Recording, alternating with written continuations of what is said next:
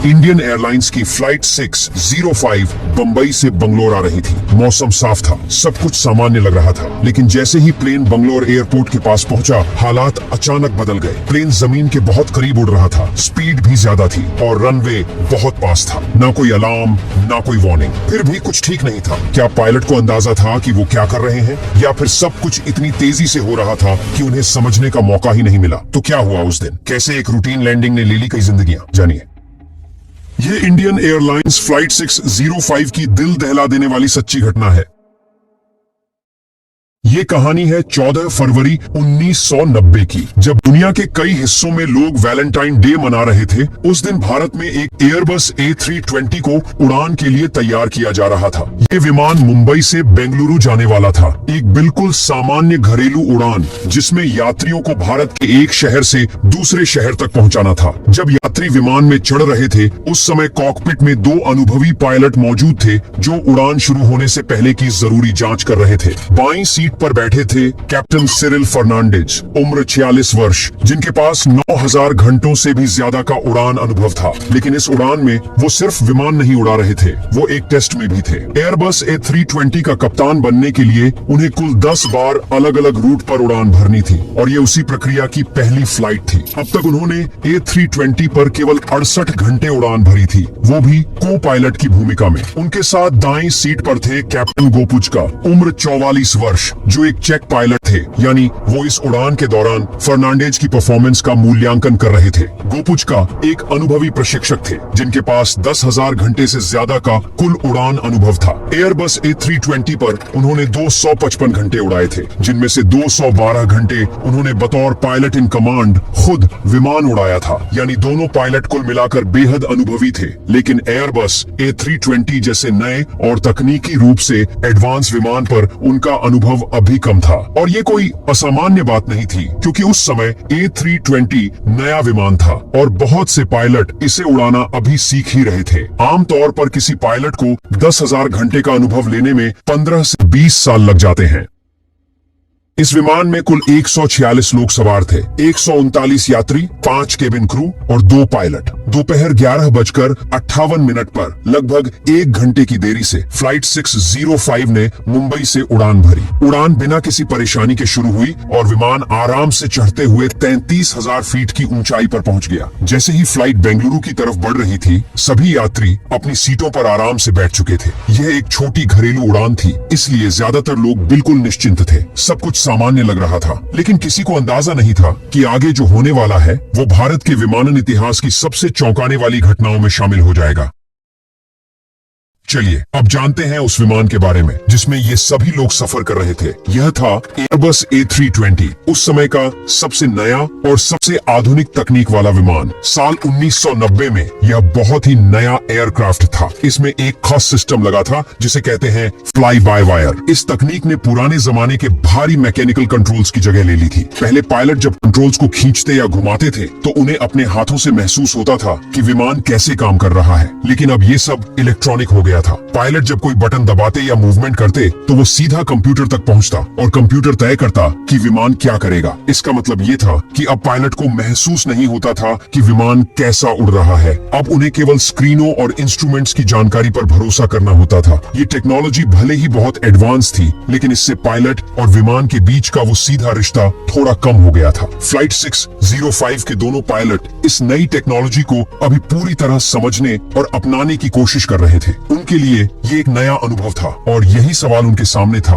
क्या ये नई तकनीक उन्हें मुसीबत से बचाएगी या फिर चुपचाप उन्हें एक खतरनाक रास्ते पर ले जाएगी। इस विमान में एक और जरूरी सुरक्षा सिस्टम था, अल्फा फ्लोर प्रोटेक्शन सिस्टम। इसका काम था कि जब प्लेन बहुत धीमा उड़ रहा हो और गिरने का खतरा हो तो यह सिस्टम अपने आप इंजन की ताकत बढ़ा देता है ताकि प्लेन फिर से ऊपर उठ सके। लेकिन ध्यान देने वाली बात यह है कि अगर इंजन पूरी तरह धीमा हो तो उसे जोर पकड़ने में पूरे 8 सेकंड लगते हैं, और यही 8 सेकंड बाद में बहुत अहम साबित होने वाले हैं।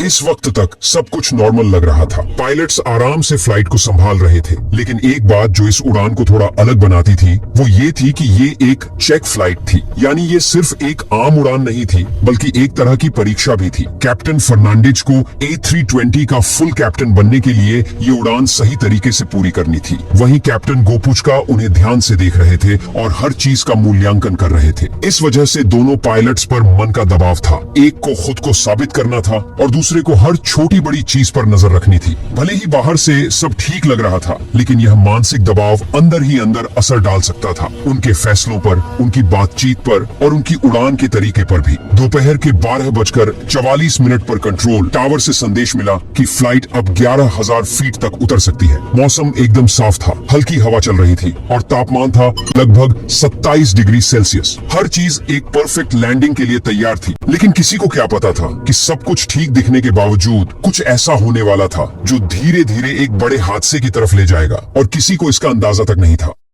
जैसे फ्लाइट 605 बेंगलुरु एयरपोर्ट के पास पहुंच रही थी, वैसे वैसे कॉकपिट में हल्का तनाव बढ़ने लगा था। अब पायलट्स लैंडिंग की तैयारी में जुट चुके थे। वे आपस में एक जरूरी बातचीत कर रहे थे, जिसे एविएशन की भाषा में अप्रोच ब्रीफिंग कहा जाता है। इसका मतलब होता है कि लैंडिंग से पहले दोनों पायलट आपस में मिलकर ये तय करें कि अगला कदम क्या होगा, प्लेन को किस ऊंचाई से और किस दिशा में नीचे लाना है। शुरुआती प्लान बिल्कुल साफ था। रनवे 09 पर DMI अप्रोच से लैंडिंग करनी थी। DMI अप्रोच मतलब ऐसा तरीका जिसमें प्लेन जमीन पर लगे रेडियो सिग्नल्स की मदद से धीरे धीरे नीचे उतरता है। ये तरीका दोनों पायलट्स के लिए जाना पहचाना था और वो इसके साथ पूरी तरह सहज थे। लेकिन तभी कुछ बदला। कंट्रोल टावर से एक नया संदेश आया। अब उन्हें इंस्ट्रूमेंट्स की मदद से नहीं, बल्कि अपनी आंखों से रनवे देखकर लैंड करना होगा। इसे कहते हैं विजुअल अप्रोच। यानी अब पायलट्स को सिर्फ इंस्ट्रूमेंट्स नहीं, बल्कि अपनी आंखों से सामने रनवे देखकर फ्लाइट को उतारना था। ऐसा बदलाव कभी कभी उड़ान के आखिरी पलों में हो जाता है और कई बार इससे लैंडिंग आसान भी हो जाती है। इसके बाद एयर ट्रैफिक कंट्रोलर ने रडार से पायलट्स को दिशा देनी शुरू की, जैसे कि अब बाईं ओर मुड़िए या इस एंगल पर जाइए, ताकि विमान को ऐसे रास्ते पर लाया जा सके जहां से रनवे साफ दिखाई देने लगे। लेकिन यहाँ एक मुश्किल थी। प्लान अचानक बदल गया था। पायलट्स का दिमाग पहले से तैयार था कि इंस्ट्रूमेंट्स देखकर लैंडिंग करेंगे, लेकिन अब उन्हें रनवे को देखकर खुद निर्णय लेना था। और सबसे बड़ी बात, यह एक आम उड़ान नहीं थी, ये एक चेक फ्लाइट थी। मतलब एक पायलट परीक्षा में थे और दूसरा उनकी हर हरकत पर नजर रखे हुए थे। ऐसे में बदलाव से तनाव और भी बढ़ जाता है। इसके बाद पायलट्स ने जल्दी से लैंडिंग के लिए ऊंचाई और दूरी का नया प्लान बनाया। उन्होंने तय किया कि जब प्लेन रनवे से 11 मील यानी 17 किलोमीटर दूर होगा, तब उसकी ऊंचाई 6,000 फीट होनी चाहिए, और जब रनवे से 7 मील दूर होगा, तब ऊंचाई होनी चाहिए 4,500 फीट। अब जरा सोचिए, पायलट्स ने लैंडिंग की प्लानिंग तो कर ली थी, लेकिन क्या ये प्लान काफी था? बेंगलुरु एयरपोर्ट समुद्र की सतह से लगभग 3,000 फीट की ऊंचाई पर बना हुआ है। यानी जमीन की जो ऊंचाई आमतौर पर मापी जाती है, उससे यह एयरपोर्ट काफी ऊंचा है। इसी वजह से पायलट्स ने एक खास ऊंचाई तय की, 3280 फीट। एविएशन की भाषा में इसे कहा जाता है मिनिमम डिसेंट एल्टीट्यूड। इसका मतलब ये कि अगर प्लेन इस ऊंचाई तक आ जाए और रनवे अब भी दिखाई न दे, तो उन्हें लैंडिंग छोड़कर ऊपर उड़ जाना होगा। इससे नीचे जाना सुरक्षित नहीं माना जाता। दोपहर के करीब 12:53 पर बेंगलुरु रडार ने फ्लाइट को रनवे से 42 नॉटिकल मील दूर ट्रैक किया और विजुअल अप्रोच के लिए रास्ता बताना शुरू कर दिया। सब कुछ अब तक ठीक लग रहा था, लेकिन असली परेशानी अब धीरे धीरे नजदीक आ रही थी। जब पायलट्स ने तेजी से ऊंचाई देखी, तो उन्हें पता चला कि वो इस वक्त 8500 फीट पर है। एयर ट्रैफिक कंट्रोल ने उन्हें 4600 फीट तक नीचे आने की इजाजत दी। पायलट्स ने ये नई ऊंचाई तुरंत उस पैनल में सेट कर दी, जिससे प्लेन को कंट्रोल किया जाता है। इसी पैनल से पायलट ऑटो पायलट को दिशा, रफ्तार और ऊंचाई जैसी जरूरी बातें बताते हैं, ताकि प्लेन अपने आप तय रूट पर उड़ सके। दोपहर ठीक 1 बजे जब प्लेन एयरपोर्ट से करीब 7 मील दूर था, पायलट्स ने ऑटो पायलट चालू रखते हुए एक मोड ऑन किया, जिसे अप्रोच मोड कहा जाता है। ये एक आम प्रक्रिया होती है, लेकिन यहीं से एक ऐसी बात शुरू हुई जो आगे चलकर बहुत जरूरी साबित होने वाली थी।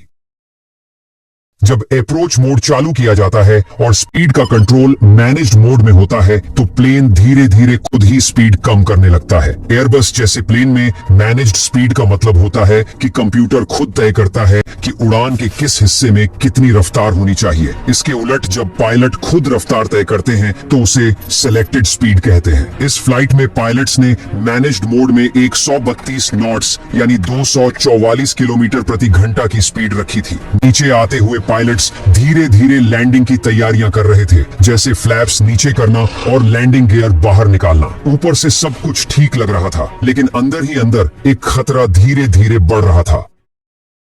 उस वक्त कॉकपिट की स्क्रीन पर फ्लाइट डायरेक्टर चालू थे। ये ठीक वैसे होते हैं जैसे जीपीएस स्क्रीन पर बताते हैं कि प्लेन को किस दिशा में जाना है। पायलट्स इन निशानों को देखकर प्लेन को सीधा रखते हैं, लेकिन दिक्कत ये थी कि इस वक्त पायलट्स विजुअल अप्रोच कर रहे थे, यानी उन्हें रनवे अपनी आंखों से देखकर लैंडिंग करनी थी। ऐसे में अगर वो ज्यादा ध्यान स्क्रीन पर लगे निशानों पर देने लगे तो वो असली रनवे की पोजीशन से थोड़ा भटक सकते हैं। ये ठीक वैसा ही है जैसे कार चलाते वक्त कोई ड्राइवर एक साथ जीपीएस और सड़क के साइन बोर्ड दोनों देखने की कोशिश करे। दोपहर 1:42 पर जब प्लेन रनवे से करीब 7 मील दूर था, कैप्टन फर्नांडिस जोर से बोलते हैं, रनवे दिखाई दे रहा है। ये एक अहम पल था क्योंकि इसके तुरंत बाद ऑटो पायलट बंद कर दिया गया। अब पूरी कमान पायलट्स के हाथ में थी, यानी अब कंप्यूटर नहीं, पायलट खुद प्लेन को कंट्रोल कर रहे थे। लेकिन क्या सिर्फ पायलट के हाथ में कंट्रोल होना ही काफी था, या फिर प्लेन अब भी धीरे धीरे एक ऐसे खतरे की तरफ बढ़ रहा था जिसे किसी ने नोटिस ही नहीं किया?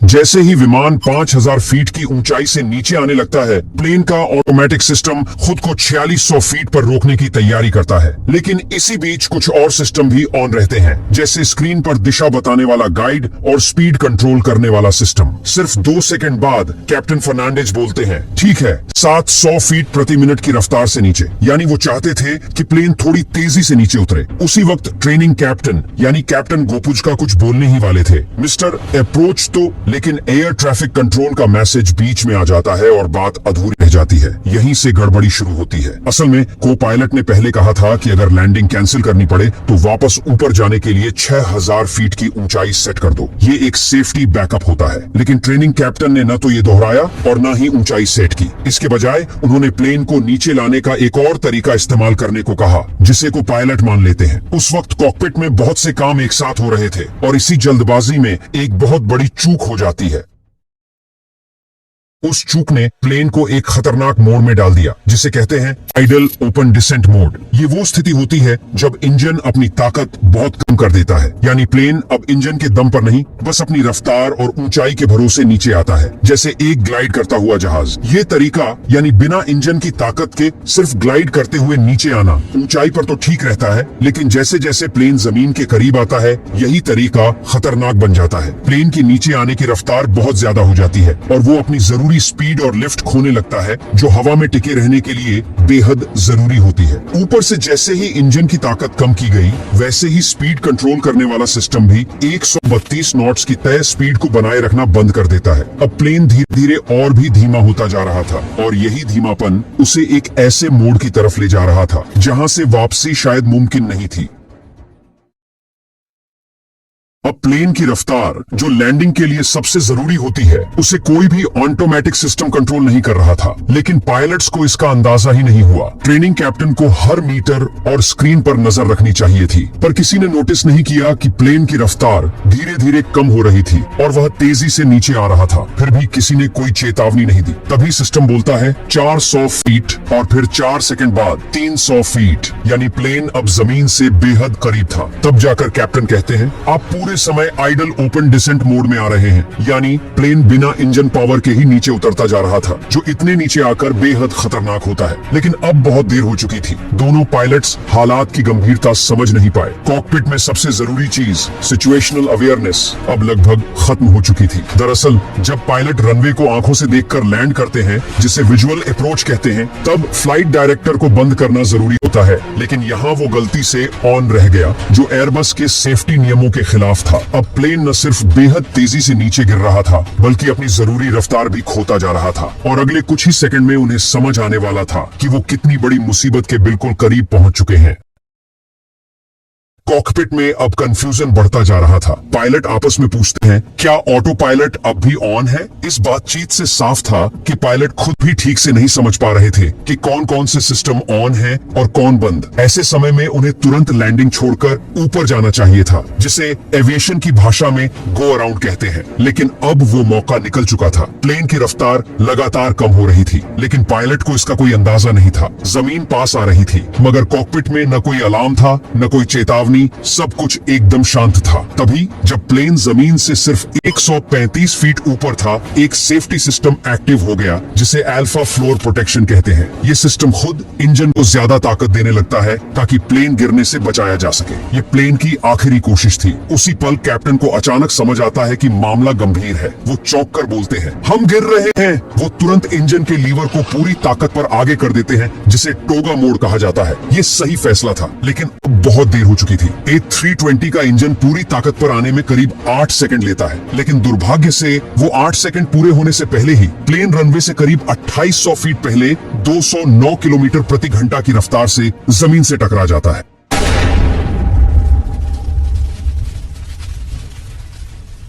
टक्कर इतनी जोरदार थी कि दोनों इंजन और लैंडिंग गियर प्लेन से अलग हो जाते हैं। लेकिन हादसा यहीं खत्म नहीं हुआ। अब एक और बड़ी मुसीबत शुरू हो चुकी थी। प्लेन में आग लग चुकी थी। ये अब सिर्फ एक क्रैश नहीं रह गया था, ये एक रेस बन गई थी। इस भयानक हादसे में कुल 146 लोगों में से 92 लोगों की जान चली गई। इनमें दोनों पायलट और 2 केबिन क्रू मेंबर भी शामिल थे। इस घटना की जांच भारत सरकार की कोर्ट ऑफ इंक्वायरी ने की। जांच में पाया गया कि फ्लाइट के आखिरी पलों तक सब कुछ सामान्य लग रहा था। दोनों पायलट अनुभव वाले थे, आपस में अच्छा तालमेल था, सारे नियमों का पालन कर रहे थे। लेकिन सब कुछ बस 35 सेकंड में बदल गया। जांच में बताया गया कि पायलट समय पर यह नहीं समझ पाए कि स्थिति कितनी खराब हो चुकी है। जब रेडियो अल्टीमीटर बार बार ऊंचाई बता रहा था, 400 फीट, 300 फीट, 200 फीट, तब भी उन्होंने इंजन की ताकत बढ़ाने के लिए थ्रॉटल को आगे नहीं किया, जबकि इस हालत में यही सबसे जरूरी कदम होता। जांच में यह साफ नहीं हो पाया कि आखिर विमान उस मोड़ में कैसे चला गया जिसमें इंजन कमजोर ताकत पर चल रहा था। रिपोर्ट में सिर्फ कुछ संभावनाएं बताई गईं, जैसे शायद ट्रेनिंग कैप्टन से ऊंचाई सेट करते वक्त कोई गलती हो गई हो, या शायद A320 के सिस्टम में ऐसा कोई डिजाइन था जिससे गलती से मोड बदल गया और उसका रिकॉर्ड भी नहीं हुआ। इस हादसे के बाद एयरबस ने अपने विमानों में कई जरूरी बदलाव किए। उन्होंने वो बटन और नॉब साफ साफ बनाए जिनसे पायलट गलती न करें। कॉकपिट की स्क्रीन को भी और आसान और साफ बनाया गया, ताकि पायलट्स को हर वक्त यह पता रहे कि प्लेन कितनी तेज और कितनी ऊंचाई पर है। शायद हम कभी पूरी सच्चाई नहीं जान पाएंगे कि फ्लाइट 605 के साथ उस दिन क्या हुआ, लेकिन एक बात साफ है, इस हादसे से जो सबक मिला उसने दुनिया की सबसे सुरक्षित यात्रा, हवाई यात्रा को और भी सुरक्षित बना दिया।